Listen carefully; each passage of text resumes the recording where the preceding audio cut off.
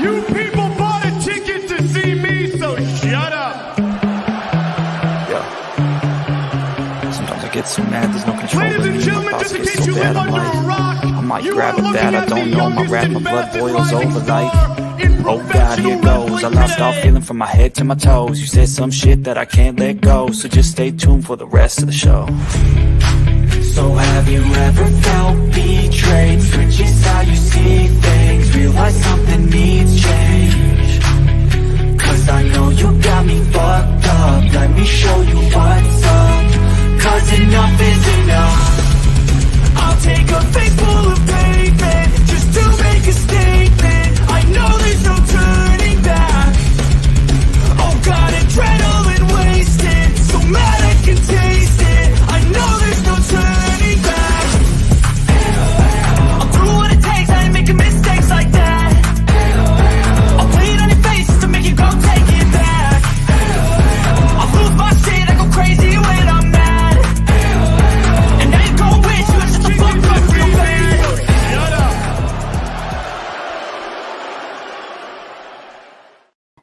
What's up, everyone? This is BX Sport Jedi Kev. I'm going to review real quick, not taking too much time. I know it's Sunday evening, and the wrestling spectacular that's called Starrcast 5, the Ric Flair's last match has concluded.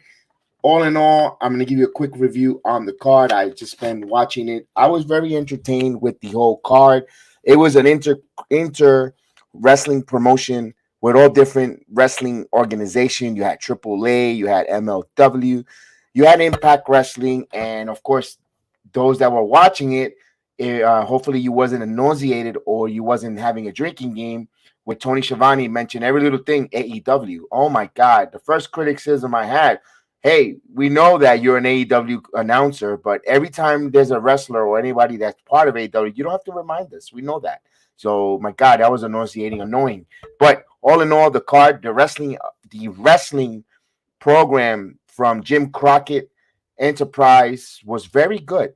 All in all, very good card. The matches, the talent that they had booked on the show, everyone delivered. No botches. I mean, up and down all the matches, no botches, clean. If you are a hardcore wrestling fan, you was like a pig in crap in watching this event.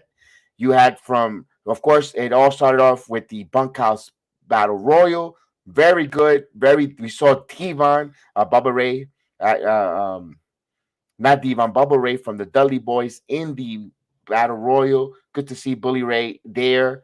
You got to saw a lot of names in the crowd. You saw Mick Foley, Vicky Guerrero in ringside. Later on in the evening, we saw The Undertaker, Jerry the King Lawler. You saw vignettes and promos from Dolph Ziggler, the Boy Toy, Shawn Michaels.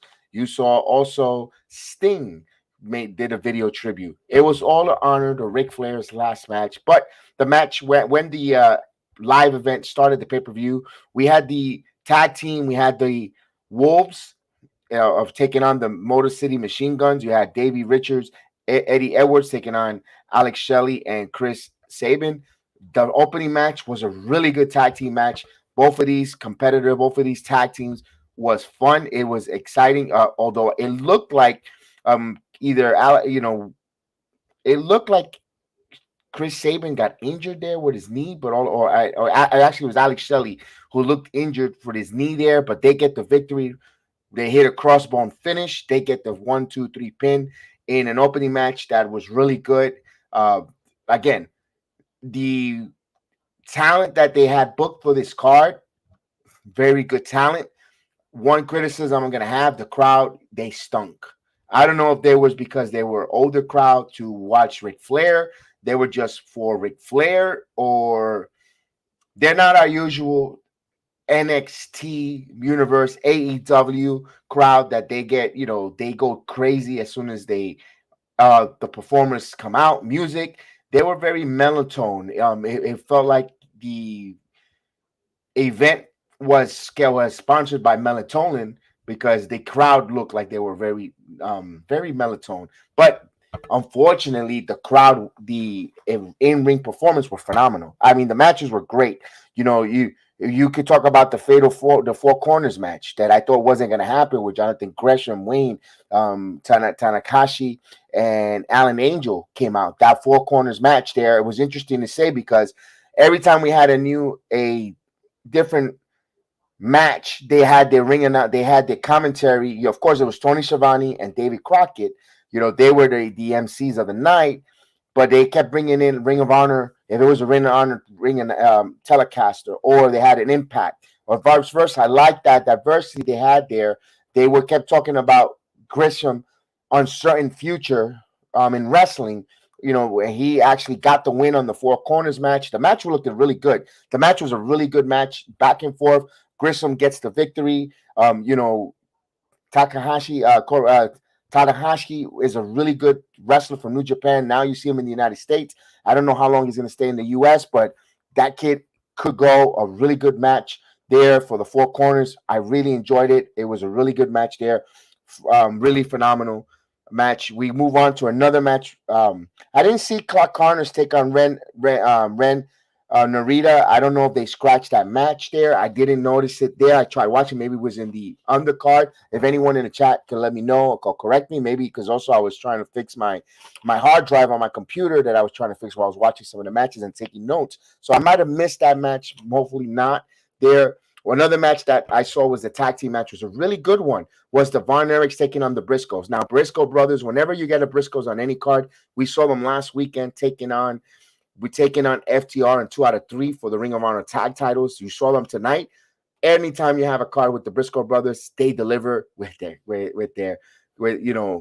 country kung fu.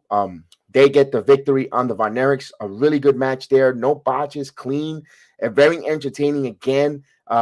But I wish the crowd would get into it. These guys were phenomenally gifted ring competitors.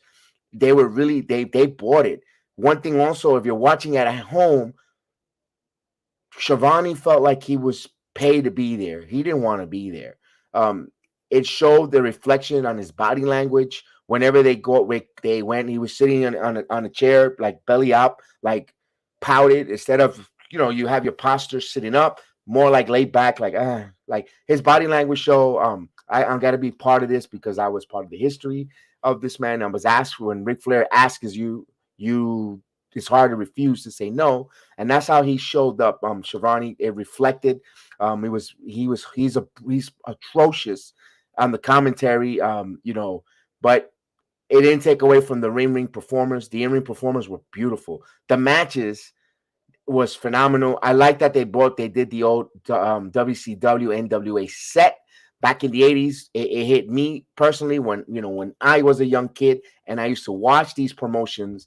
It reminded me, just the set looked identical. Even the graphics, the music, it was back to a 1984, 85 feel to it. I really enjoyed. We all know Schiavone was part of it. He had the ugly mustache and he was young back then. I understand he had to be there, but man, put some effort on that. Just a little bit of a criticism.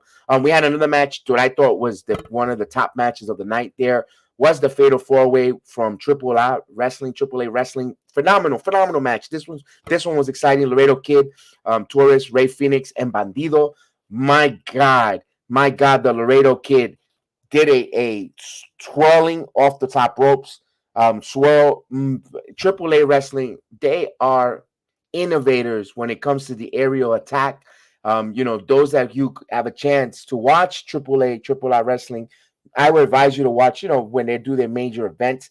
We saw, a lot of different events from AAA. They have some great wrestlers coming out of there. All in all, to me, match of the night, that was it right there. One of the matches of the night was that. We saw Rey Fénix get the victory and win that match there. I really enjoyed that one. I was excited. That really got me going. It really gave me a buzz there of the night. Then we saw a tag team, and of course I might be in different orders, but I'm just writing it down how I wrote them there because I'm going to make a quick review. It's Sunday night, late at night. We don't need an hour review. It's going to be a quick 25-30-minute review. We had the tag team, legacy tag team, that way I call it. You had Brian Pillman Jr. with Brock Anderson. Those are the son of the legend Brian Pillman, Arn Anderson. We all know them for the Four Horsemen, taking on the Kerry Morton and Ricky Morton with Robert Gibson in their corner. The old Rock and Roll Express came out. Good to see, seeing Ricky Morton at his age out there wrestling still, out there performing, getting the crowd, try to getting the crowd over. You saw the crowd give the high fives, but while the match was going on, I felt they were, again, melatonin or dead a little bit, because I don't know, these guys were in there doing it. You know, Ricky Morton at his age should still go, electrify, does some good moves there, and I thought the crowd, no clapping, no acknowledgement of what these guys were in the ring there. Brian Pillman Jr. and Brock Anderson. You could see that they're sons of legendary wrestlers. They bought it. They understood. They did a good job there. We all saw them. They get the victory. Very very good match there. Arn Anderson. It's good to see these blasts from the past. I wish Tully Blanchard was part of this event, but we know Tully Blanchard has other different things and is a different stage of his life doing certain other things prioritized. But I would have liked to see at least those horsemen there. We saw JJ Dillon was in the crowd, and it was nice to see that there. That tag team match. Then we saw another match, a singles match for Impact Wrestling of Superiority. You have Harry Smith taking on Killer Cross. MLW. I apologize. It was MLW for Harry Smith taking on Killer Cross with Scarlett Bordeaux in Killer Cross corner. The match was a match. Be honest with you, I thought this was the boringest match of the night. I hate to say that. And the crowd, forget it. They weren't even injected. I can see why neither Smith or Killer Cross is in the WWE. They just don't have it. I'm sorry, Killer Cross. I know a lot of my partners on the channel. Killer Cross. Can WWE, can they bring Killer Cross? I can see why the WWE did a hard pass on Killer Cross. He is not. He doesn't have it. Other than the fact that he carries, Scarlett Bordeaux on with him. And you know what? You've seen one beautiful lady. You've seen them all. In WWE, she's gonna stick out. Damn, he doesn't have nothing to separate himself as a WWE talent. That's just my opinion, folks.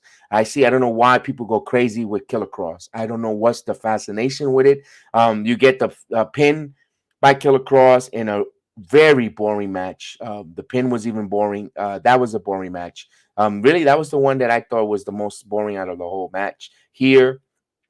And of course, you come to the TNA Knockout Champion. Now, this one was a good match.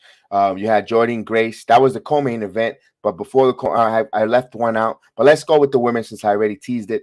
Jordynne Grace defending against Diana Perazzo versus Rachel Elling. Rachel Elling is the daughter of Paul Elling from remember, the manager of the Region of Doom, the Royal Warriors, Hawk and Animal. Paul Elling was part of the 6-man tag title holder and also the manager and the mouthpiece of the Royal Warriors. That's her daughter.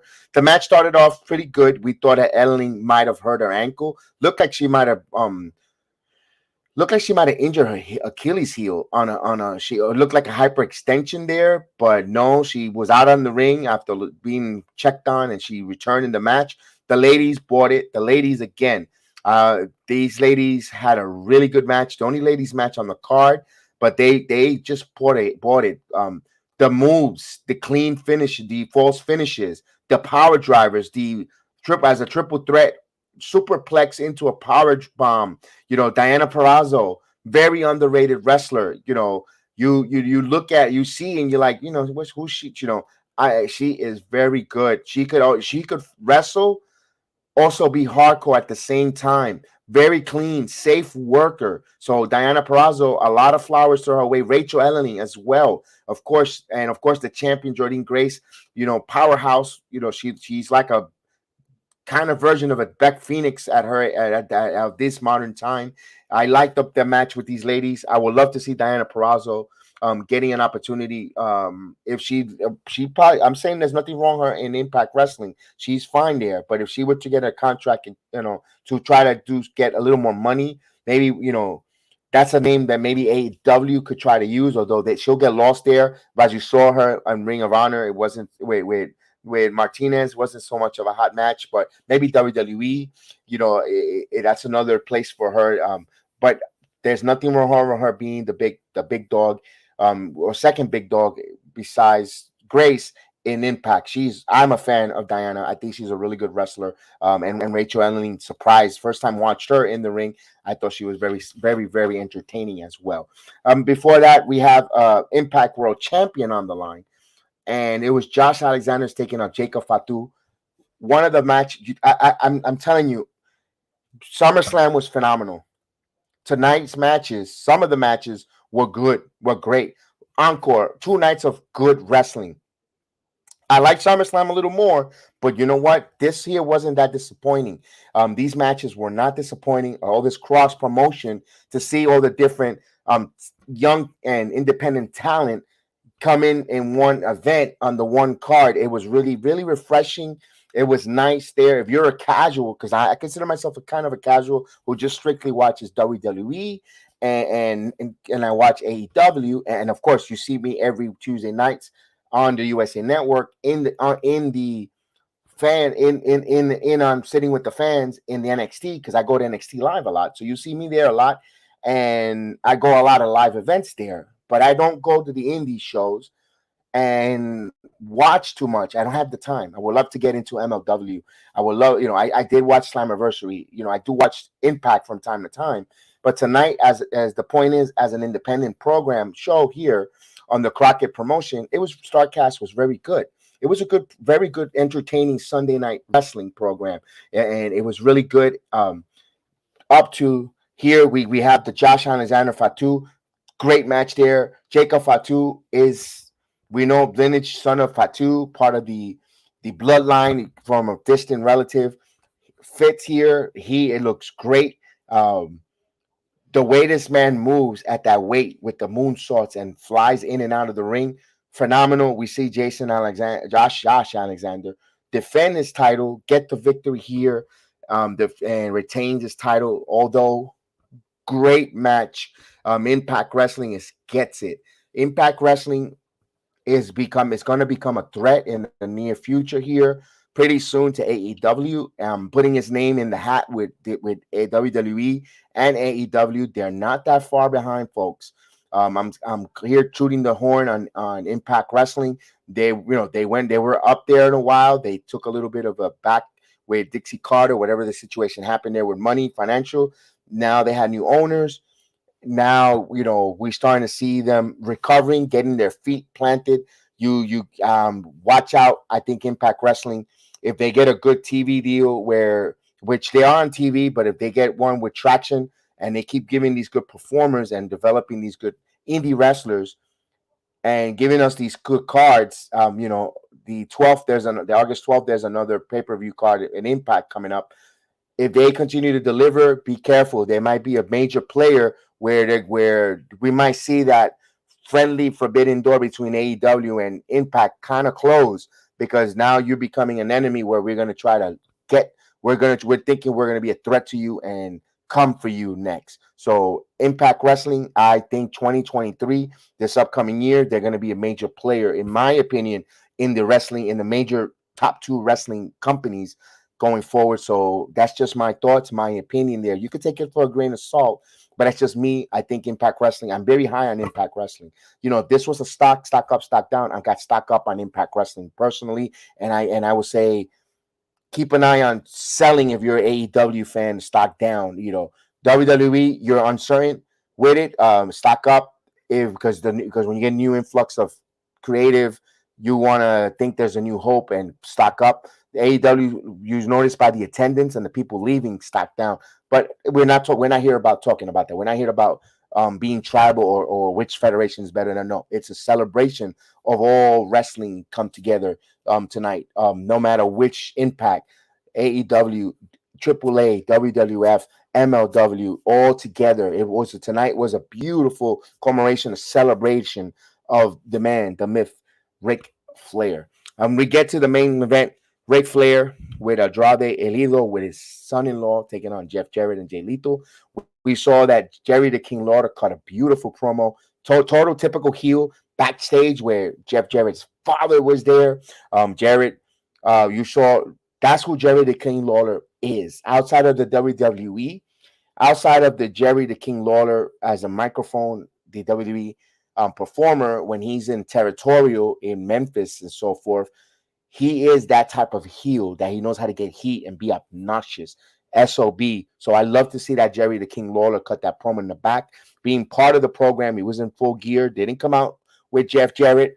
Jarrett came out total heel. What a phenomenal job by Jeff Jarrett. He still gets it, know how to be a heel.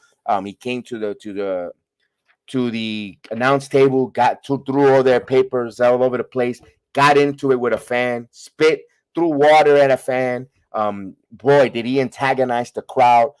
He tried to wake up that crowd. I'm sorry, I hate to say it. That crowd sucked last in Memphis. Those folks that went to see that, I don't know who was worse, the crowd or what we're gonna come up.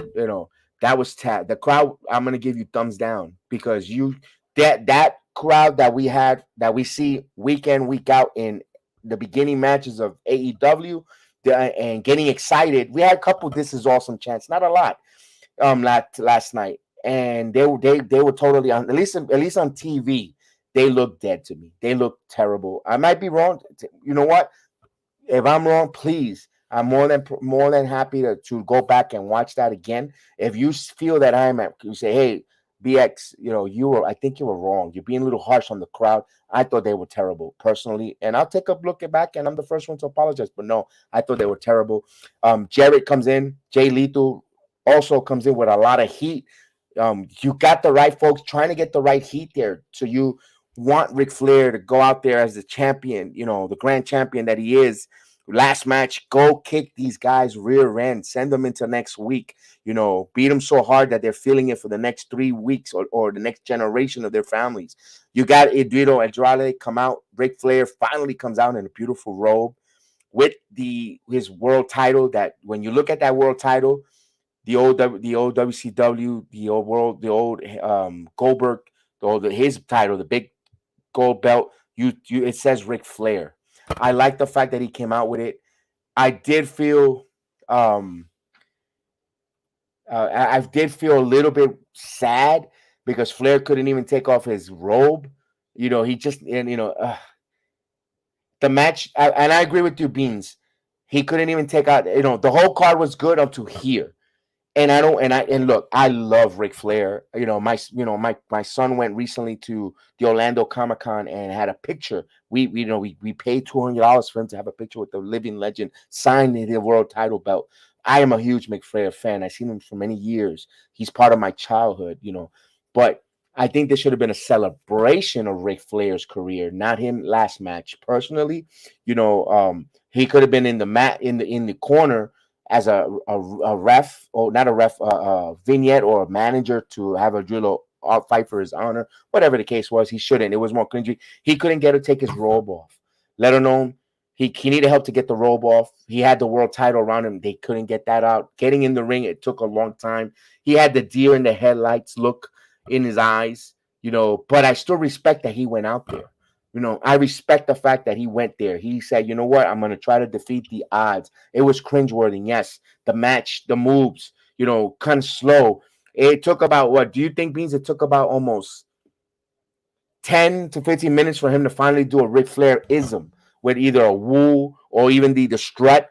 Nothing. And it's like, okay, Flair just did not look himself. I don't know if he were over-medicated, too much blood pressure medication, downers, or I don't know. Flair just did not look like he was checked out in his eyes there. It was such a bitter, sad moment. The match, of course, cringeworthy. You saw he took some bumps. He actually bled. They had him bleeding. He was bleeding, in the match there. Karen Jarrett gave him around 15 minutes, right? He took about 15 minutes before he did his Flairisms, and we're like, my God, where is Flair? Where's the, I thought he was going to come in with a lot of wooing and just strutting, even if he didn't wrestle a lot, Beans. I wish he would have came out at least to do some of his mannerisms and doing, a lot of all that Ric Flair is what made him Ric Flair. And if he didn't wrestle much, I would have been okay. Let Andrade do the heavy lifting, come in, do some chops, tag out, clean. I wish it was kind of a 6-man to help them and protect them a little more, like they originally thought it was. But no, they decided to go to the tag team route there. I was a little, it got cringeworthy at the end, especially when Andrade um was trying to get Ric Flair in a hot tag situation, and Ric Flair, instead of becoming a hot tag, he crawled in, and especially coming in and explosive, he was crawling over to try to get a pin. And you could tell that the guys were giving heavy lifting, but Jarrett still kept that heat going, though. You got to give it to Jarrett. He kept that heat going along, even if he wasn't partaking with Flair, he at least went to look for Conrad, you know, and also to his daughter with Karen. It was a little bit. Charlotte wasn't backstage. Charlotte was backstage. Charlotte was not going to be on camera. Ric Flair said that on one of the podcasts on Busted Open, to be exact. Yeah, the moment that he faked the heart attack outside the ring and it led to the iPod was scary there, Beans, because you could believe it, because he looked it like he was out of it. He was out of it. He looked exhausted, so tired, out of place. I'm glad the match, they should have ended it 10 minutes earlier. I know it was, but we saw all the dignitaries in the ring out there. Bret the Hitman Hart was at ringside, Mick Foley, Undertaker with his wife. You also had Vicky Guerrero. Of course, you had his older daughter, who's married to Conrad, who is the promoter of the Crockett Promotions. You saw a lot of Kid Rock was in the building. Everyone that was close showed up to watch Flair's match. But it was very when this match was over, and of course you saw Jarrett get the guitar, was gonna hit Ric Flair finally with the guitar. They really did a number on Ric Flair. Arn Anderson was there but didn't participate in that match. Anderson wasn't he was manager for his son and Brian Pillman. They wrestled earlier in the match, and he was backstage. Didn't come out with him. You would at least the four horsemen come out. Nope, David Flair backstage as well. Only person that of his family that we saw on camera was his granddaughter, his older daughter, who's married to Conrad, because Conrad is the promoter. They were the only ones, and of course his girlfriend or ex-wife, currently wife, whatever that relationship they have, she was there in ringside. That's it. That's for her. That's the Flair intimate family that was on camera. But backstage, they were all there because he said that on Busted Open. They were all going to be there. So I take it for the grain of salt if they were there or not. But all in all, when they worked him over, Rick, and you saw Jarrett was going to hit Flair with the guitar, the famous guitar, and Andrade moves him out of the way. Lethal gets hit with it. Then, of course, we see Ric Flair finally get the figure 4 leg lock on for the victory. Although, if you want to be technical, I was like, just end it. It was a double pin because both shoulders were down, but it is what it is. Ric Flair wins. The spectacle it's over. Cringeworthy. It was very cringeworthy. It was sad in the life of Ric Flair to see him go like that. I understand he wants to go on his terms, but I think the WrestleMania moment was more greater, having Shawn end it that way. If you wanted him to go on top, then you could, I could see maybe a few years later. But 73 years old, he looked really bad. He looked terrible there. It didn't look good after the match. He tried to talk on the microphone. He said a few words. It was exhausted. He was just exhausted. He was so out of it. Even when he was returning back, and he thanked everyone that came out. He thanked the fans. He thanked Taker. First person he hugged was Taker outside the ring, which was cool. He was appreciative that Taker was there. And funny that Shivani all night, every time there was a wrestler, oh, this is Vicky Girl from AEW. This is Jay Lethal. He's in AEW. And Undertaker, no mention about the WWE. I mean, dude, Shivani, your biasness was really out there. Totally hard. But it is what it is with that. But the undercard, other than the Ric Flair match, were phenomenal. Were really good. It was really, really good. It was entertaining, but you only remember the last thing that you saw. And the last thing we saw was this Ric Flair match. It was bad. Yeah. Yes, it should have been the last match, especially when his late son was there. Yeah, absolutely. And I was at that match too, so I wish it would have been his last match. I would have had that little bit claim to fame, a little bit inside peak. But all in all, what's your thoughts, Beans, on the match? Beans is whoever's listening to me say, who's he talking to? Beans. Beans is in the chat. We got Pope in the chat. We got a few Popes in the chat. What was your thought on the card? The card, I give it a solid 8. I'm not giving it a 10, of course not, because of that main event. Unfortunately, the main event, you could, and I don't be surprised if you give it a 7 or a 6, because the main event was that bad, because that was your showcase. That's what brought, like they say, asses to the seats, was your main event.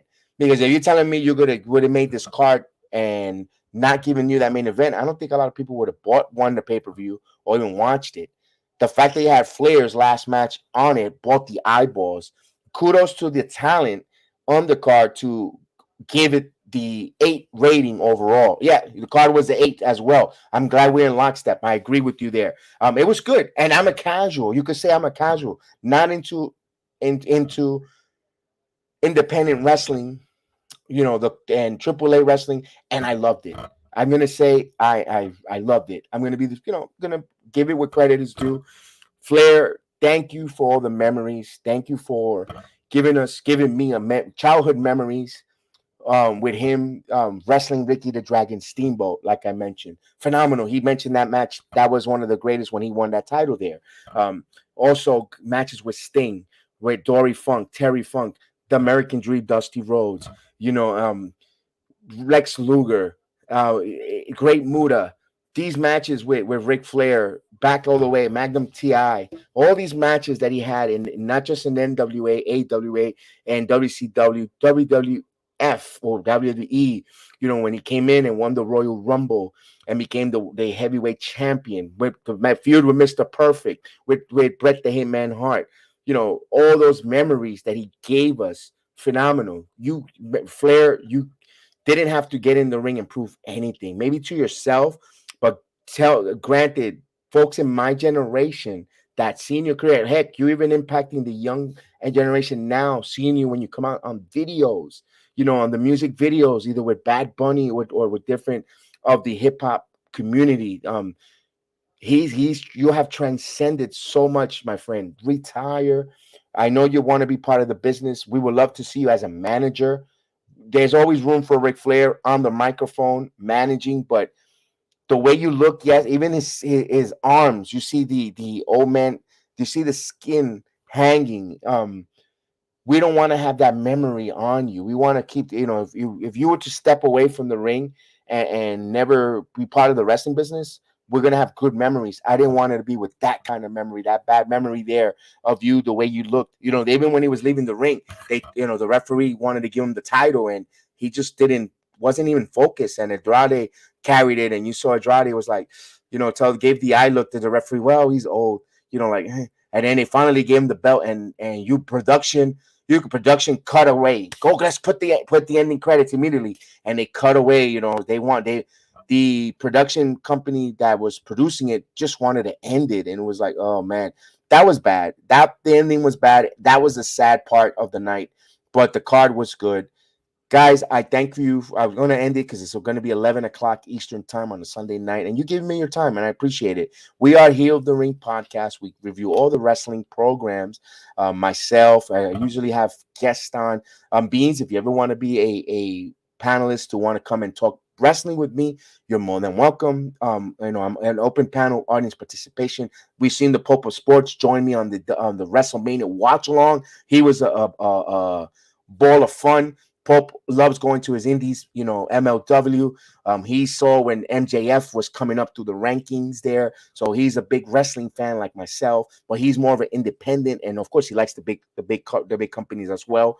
You can check out the Pope of Sports channel. He has a lot of videos on independent wrestling on his channel as well. And guys, I want to thank you guys though. I loved it. I was entertained for a Sunday night.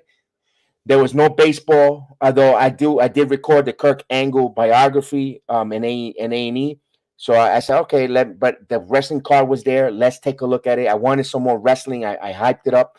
I was very entertained, guys. I hope you were entertained. Follow us on anywhere. We've YouTube, Twitch, Rumba. I have a Facebook page, the Heel of the Ring Facebook group. With everything wrestling, whenever anything news, notes, or scoops, it is there. Come join us here. Subscribe, like, share.